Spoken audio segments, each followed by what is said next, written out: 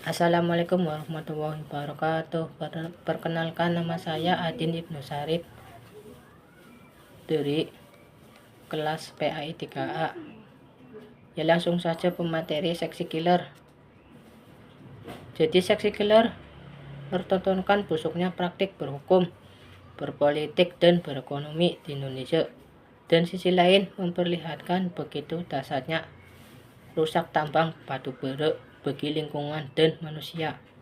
Belum lagi akses operasional PLTU yang disokong batu bara. Atas kerusakan akut itu, pengusaha tambang tak mau mereklamasi lubang bekas tambang menjaga di sebuah kawasan pertambangan di Kalimantan. Gara-gara itu banyak anak tewas terjebur dan tenggelam lantaran lokasinya yang dekat dengan pemukiman. Bahkan sekolah warga, sedangkan di lokasi PLTU banyak orang sakit pernafasan akut, kritis, kanker, dan paru-paru.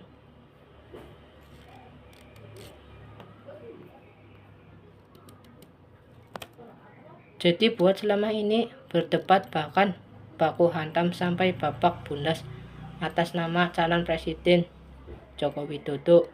Saran saya, sudahilah gagasan yang dibawa para capres itu yang tampak adiluhung, nyatanya artifisial, yang adalah politik mereka dengan tambang. Sebab pada akhirnya siapapun yang dapat suara terbanyak esok pada tanggal 17 April 2019 dari dua kubu itulah pemenangnya dan rakyat tetap kalah.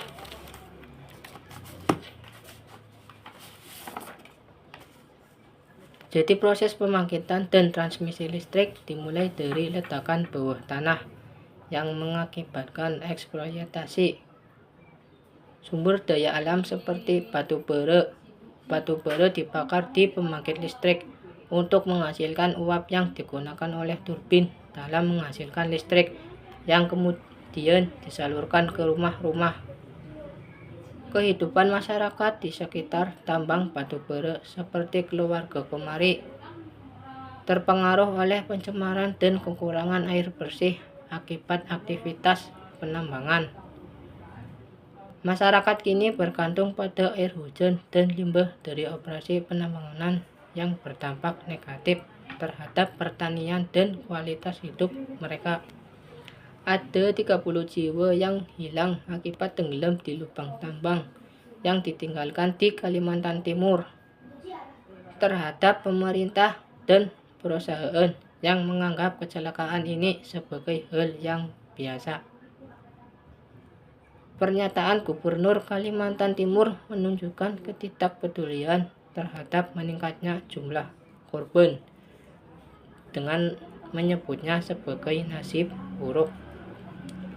Pemerintah mengklaim telah memberi pada lubang-lubang berbahaya, namun masih ada korban yang jatuh, menandakan kurangnya tindakan nyata untuk mencegah kecelakaan.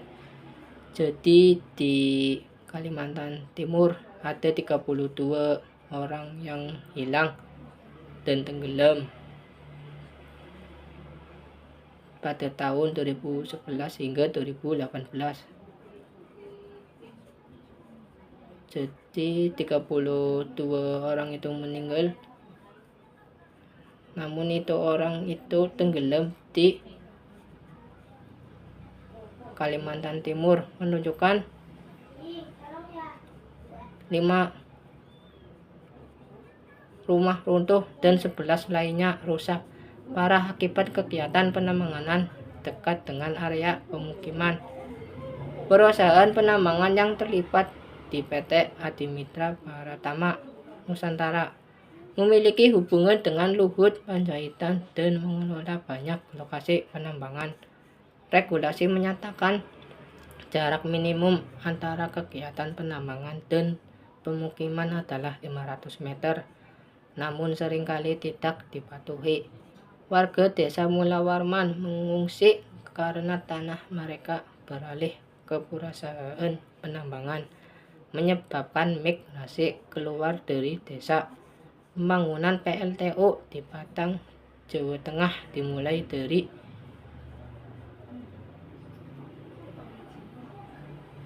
oleh Presiden Joko Widodo. PLTU ini akan menjadi yang terbesar di Asia Tenggara dengan kapasitas 2000 MW. PLTU ini akan menjadi yang terbesar di Asia Tenggara dengan yang menimbulkan kekhawatiran bagi petani dan nelayan setempat. Protes muncul dari nelayan dan petani yang khawatir akan polusi untuk gangguan habitat akibat operasi PLTU. Pertanyaan muncul mengenai masa depan anak-anak mereka jika PLTU terus dibangun. Nelayan seperti Supri harus terus melaut meskipun hasil tangkapan menurun. Supri menjelaskan bahwa ia bisa mendapatkan lebih banyak uang dari hasil memancing dibandingkan bekerja sebagai petugas keamanan di pembangkit. Petani kelapa juga mengalami masalah akibat ekspansi pembangkit listrik yang mengakibatkan pengambilan lahan. Dampak dari pembangkit listrik terlihat pada hasil panen kelapa yang kini jauh berkurang. Ada kekhawatiran tentang pencemaran yang dihasilkan oleh pembangkit listrik yang dapat mempengaruhi lingkungan sekitar. Jadi Supri itu melaut meskipun hasil tangkapannya menurun. Supri itu sudah bersyukur sekali.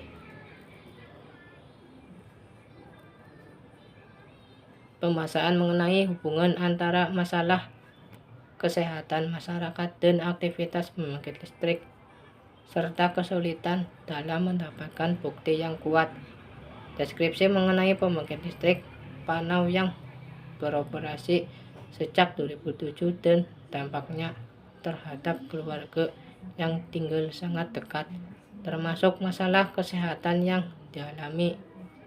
Keluarga yang tinggal dekat pembangkit listrik menunjukkan akumulasi debu di rumah mereka, menyoroti dampak polusi udara yang serius, kemarahan masyarakat terhadap pembuangan yang tidak sesuai prosedur, serta lokasi dan pembuangan yang terlalu dekat dengan area pemukiman. Gibran Rakabuming, Raka anak sulung Presiden Joko Widodo, terdaftar sebagai pemegang saham dan anggota Dewan Non-Eksekutif di PT Rakabu Sejahtera. Jadi PT Rakabu Sejahtera tidak hanya dimiliki oleh keluarga Joko Widodo, tetapi juga memiliki kepemilikan bersama dengan PT Toba Sejahtera yang dikuasai oleh keluarga Luhut Binsar Panjaitan. Ruang lingkup bisnis PT Rakabu Sejahtera yang dikuasai oleh keluarga Luhut Binsar Panjaitan. Ruang lingkup bisnis PT Rakabu Sejahtera meliputi lebih dari sekedar furnitur, mencakup konstruksi, akuisisi tanah, dan berbagai bidang lainnya seperti telekomunikasi dan pengiklanan. Perusahaan ini telah didirikan sejak tahun 2009 dengan total modal mencapai 31 miliar rupiah dan terlibat dalam berbagai industri, termasuk pengolahan kayu dan produk rumah tangga. Luhut Binsar Panjaitan sebagai Menteri Koordinator Bidang Kemaritiman juga terlibat dalam tim kampanye Jokowi yang dikenal sebagai Bravo 5 yang terdiri dari beberapa jenderal pensiunan.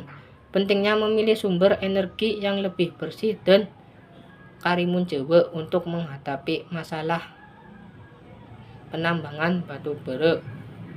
Protes non-kekerasan yang dilakukan untuk melindungi terumbu karang dari kerusakan akibat kapal batu bara. tindakan hukum masyarakat terhadap pembangkit listrik yang ditolak oleh pengadilan dan dampaknya terhadap lingkungan. Hasil dari protes yang dilakukan mengurangi jumlah kapal batubara di kawasan konservasi. Sekian dan terima kasih. Wassalamualaikum warahmatullahi wabarakatuh.